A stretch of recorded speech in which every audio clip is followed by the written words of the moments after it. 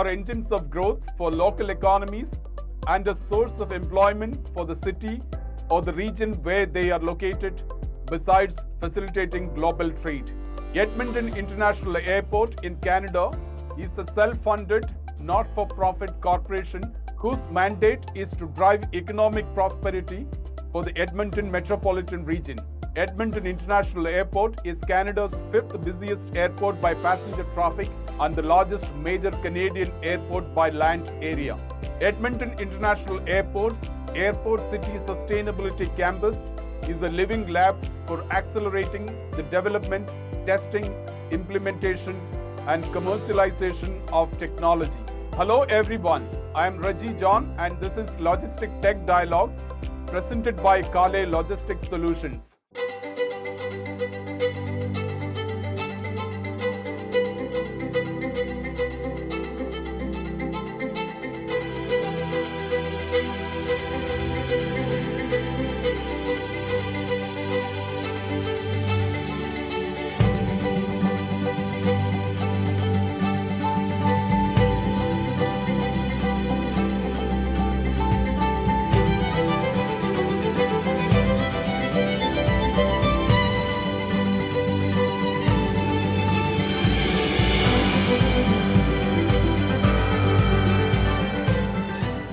This is our weekly dialogue on innovations and technologies that make logistics move faster and deliver better. Logistic Tech Dialogues is brought to you in partnership with Kale Logistics Solutions, a trusted global logistics IT solutions provider for several Fortune 500 companies worldwide. My guest today is Myron Keehn, Vice President, Air Service and Business Development at Edmonton International Airport. Myron has 30 years of experience working in the private and public sectors in North and South America, Asia, and Europe. He has been leading several innovative projects at the airport and implementing them to make Edmonton International Airport as a key entry point into North America through various expansion projects. Myron joins me in this episode of Logistic Tech Dialogues to discuss how he is leading projects that drive innovation in e-commerce, cargo, logistics, advanced manufacturing, and pharma. How does he intend to change the roles that airports play, evolving beyond utilities into economic engines for cities, regions, and countries using technology and innovations? Myron, welcome to Logistic Tech Dialogues. Thank you very much. I look forward to chatting with you in the audience. Myron, pandemic continues to have its grip on human society and businesses world over, even after almost 2 years. What are your reflections about how Edmonton Airport dealt with the crisis, and what, according to you, are the biggest lessons you have learned for yourself as a leader and for the organization? Yeah, thank you. Great question. If I take a look back at what really occurred, we played a key role in the movement of goods, pharmaceuticals, PPE, e-commerce, and even food during the pandemic. And because we made strategic investments in cargo over the last 7 years in things like CIV Pharma, our cold chain, and our cargo infrastructure, we became one of the fastest growing air cargo hubs in North America. It's really a multimodal hub. We're very, very well positioned with air, sea, land, and rail routes to connect. There are several significant advantages we took advantage of with our geographic location, uncongested industry-leading operations, and our on-time performance, really expertise in cargo line. We are prepared to handle that volume, but we have a strong focus in our operational team and the ecosystem and experience to deal with the ever-changing COVID situation. We're now in another wave of COVID. Being nimble and adaptable, I think, is really important. That allows us to go that extra mile. So the pandemic's reminded us how important of supply chains and resiliency in supply chains. And normally people don't think about it because when they order something, it shows up. Or when you need something, it's there. But as soon as we see that's impacted our lives, it's not smooth anymore, people then go, oh, there's a supply chain. I need to understand it a little further. So we continue to invest in the cargo infrastructure and our people, as well as innovative new technologies to help streamline operations and improve efficiency. One of the things I think we learned the biggest learning out of anything was about our people. And really, all of our keys to success are driven by our people, not just our airport staff, but all our business partners, our logistics providers, our airlines, our ground handlers, customs officers, regulators. It really is that entire ecosystem coming together that drove and allowed us to weather the supply chain disruptions. So it's really about those capabilities that shine through and why we're successful. Do you agree with the fact that organizations, particularly in the cargo and logistics sector, with a strong technology adoption and digitalization strategy, had and continue to have an upper hand in dealing with the disruptions like the COVID pandemic and the disruptions right now that we see in the global supply chains? Yeah, I would say absolutely. I mean, the processing and interactions, transactions, communications, they had to move to digital channels. Paper was not the solution. Everything is real time and everything is now on our phone. And why can't everything in cargo be on our phone, and e-commerce and logistics on our phone? So these are the way of the future. They're here. So for us, moving the business to higher technology literacy was a quick transition. And you have to do that to maintain business continuity. Trying to figure out how to handle paperwork during times where people couldn't be in offices was very, very, very, very challenging. So we really focused on that for our growth, and we were able to do that and lead and drive. And we made significant investments in technology adoption, digitization strategies for the movement of cargo, but right across our entire ecosystem of the Airport City Sustainability Campus, because cargo is integrated into everything else we do as well. So as the world evolves and changes, we believe that digitization is not only important to invest in previously, but it's important to invest in the muture. Everything is moving in much, much different supply chains, and the technology is what's driving those supply chains. So anyone who adapts to that, anyone who's embracing digitization is going to be a leader. Let's come to discuss some specific on the cargo business at Edmonton International Airport. And cargo plays a very critical role in developing business for the airport and help to contribute to local economy, like I said in the introduction, in terms of trade and employment. What do you think technology is playing to increase the airport's cargo competitiveness? Well, great question. I mean, as I mentioned earlier, technology, and as your listeners all know, technology is embedded in everything we do. And those that are embracing digitization and leading it are driving and are going to win. They'll be the leaders, and people are being disrupted. We would rather be a disruptor than be disrupted as an organization. So I'll just maybe take a step up for a second. We're not a typical airport. A lot of airports operate in a utility model. We're here to serve passengers and cargo. We're really about being an economic driver for our region. And Reggie, the 3 years prior to COVID, we were able to drive our economic impact. We over doubled our economic impact for the region. We created over $1.6 billion of private investment over a 6-year period and created over 13,000 new jobs, doubling the amount of jobs at the airport. Now, that wasn't us.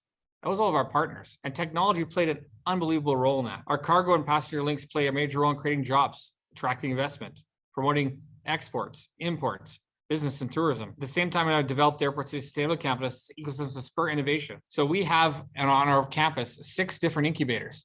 And one of them is called Alberta Aerospace Technology Center. And from that incubator grew a company called Cold Chase, which is a technology to track cold chain logistics, because there was nothing in the world we could find that would actually meet the needs of the CIV Pharma, the IATA CIV Pharma, and Pharma.air requirements. So there are many different examples of different things that have driven technology, but using technology and blockchain, we're also working in decarbonizing cargo, because we believe the next thing of the digitization is one critical component, but decarbonization of the entire aviation ecosystem is really important. So we really want to be seen as a global leader in innovation, particularly with cargo, IoT, autonomous vehicles and drones, which we'll talk a little bit later on, blockchain shipment, sensors, and really we have companies looking at us because we're innovative. And that innovation comes again back to our people. As I mentioned earlier on, in our ecosystem, we have a willing group of people, whether it be regulators, airline partners, cargo partners, ground handlers, freight forwarders, customs brokers, they're really willing to innovate. So this is really what's important. And we believe that beyond technology, the most important thing is a culture of innovation and embracing change. You know, revenue diversification has become a very critical, particularly during the pandemic, across all stakeholders in the logistic value chain. So do you think growing your cargo business is strategically important to revenue diversification for Edmonton International Airport? Absolutely. I mean, I fully agree with what you're asking, in that the cargo drives economic benefit to the region. It also drives revenue to the airport. It drives real estate investment in vertical assets. It drives people who then go and shop at a restaurant or shop in our outlets at a shopping center. So cargo plays a major role in our airport ecosystem and our regional ecosystem in the Edmonton metropolitan region. And it has opportunities not only for import, but also for export, which is really important. The plane coming in, maybe bringing goods in, but going out, it allows companies to spool up their exports and access new markets. So air cargo has been growing significantly even before the pandemic, and it's accelerated now. We've seen that through the pandemic. We believe it does and it will continue to play a major role in diversification. And strategically as well, a pillar of our goals is sustainability. And our cargo business and our commercial developments are needing much attracted revenue, or driving much attract needed revenue in 2021 to continue to focus on attracting investment. So investment begets investment. The more we have, the more you get. And so we believe cargo is a key foundational pillar. Technology driving that innovation is a key foundational pillar as well. Tell us some of the recent developments in infrastructure development at Edmonton as you build your cargo business for future. I believe there are quite a lot of substantial investment going into cold chain facilities, increasing the size of your cargo warehouses. If you can highlight some of those recent investment as well as the future investment into cargo infrastructure. There's investment from all different partners, and what we really find interesting is that the ecosystem has come together by everyone from airlines, freight forwarders, customs brokers, real estate developers, our governments recognizing the importance of logistics and supply chains, as well as ourselves. So there's been hundreds and hundreds of millions of dollars invested, and hundreds of millions of dollars more being invested in new aprons, new warehouses for cargo handling, airlines and integrators, new dedicated roadway access to provide trucking connectivity, because everything ends up in a last mile or first mile, either by a truck or by a drone or some other autonomous system. The National Trade Corridors Fund, which is a Canadian government initiative to drive trade connections, they've invested money in the airport in the form of a grant to propel supply chains forward. A lot in the cold chain space, as you mentioned earlier, and Edmonton is the only airport in Canada that's CIV certified under IATA, and that drove a lot of investment in things like coolers and cold chain. We have the full range of temperature control right down to the -92 freezers at the airport, and of course also driven by Farm Aero. And right now we're in the consultation and planning on over 2,000 acres of just over 800 hectares of land for a new sustainable logistics park, which we believe will be one of the most green logistics parks in the world. Tell us some of the recent and important digitalization initiatives that you led at the airport for the air cargo stakeholders. You did make a mention about number of initiatives that you are doing with the companies that are located within the lab. So if you can give us some of very specific digitalization initiatives at the airport for the cargo division. Yeah, sure, absolutely. The airport itself is working with the partners. It's not just something we're doing. I'll use examples of partnerships with a company like Air Canada and Revo, which is digitizing the supply chain so that small and medium enterprise businesses can access global markets utilizing belly capacity and freight within the bottom of their aircraft. So it's really done two things. It's created more just-in-time logistics for small and medium enterprise businesses, which allows them to compete with global giants at a much lower cost. So that product called Air Canada Revo has been extremely important for us.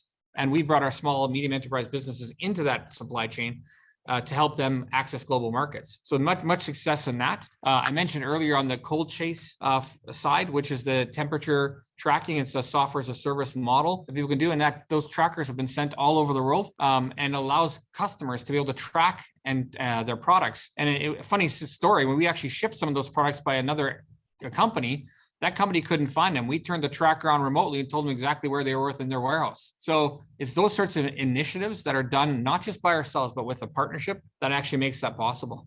Let's talk about e-commerce and express cargo shipment.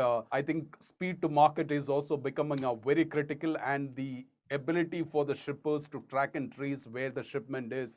If you can give us a sense of how you are deploying technology to improve cargo operations within the airport. Sure, no, great question. I think a couple of things, and I'll just go a little bit on one of the things we're working on for future focus first, and then jump back to what we've done. We are in the process of replacing and looking at our entire baggage handling system in the airport. But we approach it not from a baggage handling system, we approach it from an e-commerce platform perspective. And why? Because everything is a box. Whether it's a suitcase or not, it's treated the same. So we're looking at our airport. Should airports be looking at their baggage systems in a different manner? We believe they should. And that's the approach we're actually taking to our most critical piece of infrastructure within the main terminal building, which is the heart of our airport, the baggage system. So on that, we believe that the physical infrastructure and the digital technology work in harmony. I really truly believe this. It's really important. So on the digital side, we're partnering with trade associations. We're increasing understanding and use of blockchain and supply chains. And we have some of our team members actually sitting on, one of my colleagues sitting on the Blockchain Society, blockchain associations, to drive adoption of blockchain within logistics. We're supporting adoption of sensor technologies for monitoring, tracking, and tracing, and using IoT, gateways and hubs on the ground in warehouses, but also into the aircraft. And then ultimately the sensor on the other side of wherever the flight may end up. And on the physical infrastructure, when it comes to e-commerce, there's a requirement for multiple trucks to move parcels to fulfillment centers, other business. And this requires free flowing of trucks and commercial traffic. So expanding our physical infrastructure, our highway access, and the tracking and monitoring of that through real-time monitoring on our traffic and control lights, on our traffic monitoring systems to ensure there's better access to and from our cargo village. So really, harmony of those two is really important to make it possible. Myron, how strongly do you feel that the future of freight is digital? I'm not specifically saying any specific mode of transport. Across all modes of transport of the freight, is the future of freight is digital? It's not just the future, it's today. So those that aren't digital today and aren't digitizing today, we become replaced, we become disrupted. So it's not just the future, it's today, it's the present is digital. In order for air carriers to increase their share of B2C market, they need tools. In order for customs brokers, freight forwarders, it's the digitization of that supply chain and visibility in the supply chain for the customer. I know if I want to order something online, I want to know where it is tracked through the entire process. There's no reason why with today's tools that cannot be done. So we've been working with partners in Asia, Europe, and the Middle East to accomplish this. All of us order things online, and we expect our vendors to kind of deliver, and we also expect them to give us the complete control on monitoring where the shipment is. What are your mid to long-term vision to make air cargo easier, smarter, and faster for your customers and partners? Because at the end of the day, you would want to delight your customers and partners. Absolutely. And Reggie, if I just go back to the last question you asked, I failed to mention our partners here in Canada and North America, which we have a lot of, our great airline partners, our freight forwarders, our customs brokers, and our regulators, right? And the authorities. It just makes a huge difference having that ecosystem. But jumping forward, what to midterm and long-term, and what does it look like for customs partners? Absolutely agree. When I order something, I want to be able to track it from the time it left, wherever it's going through the entire ecosystem supply chain. And I actually tend to order, and my family and my kids tend to order from those that can actually see the supply chain and have visibility into that supply chain. So if the consumer is demanding it, we have to adapt. And so we're enabling and integrating new technologies with our ecosystem partners that own the cargo, to book the cargo, to move the cargo, and communicate between each other seamlessly, even through our networks. We're using our airport, our Edmonton International Airport City Sustainability Campus as a living lab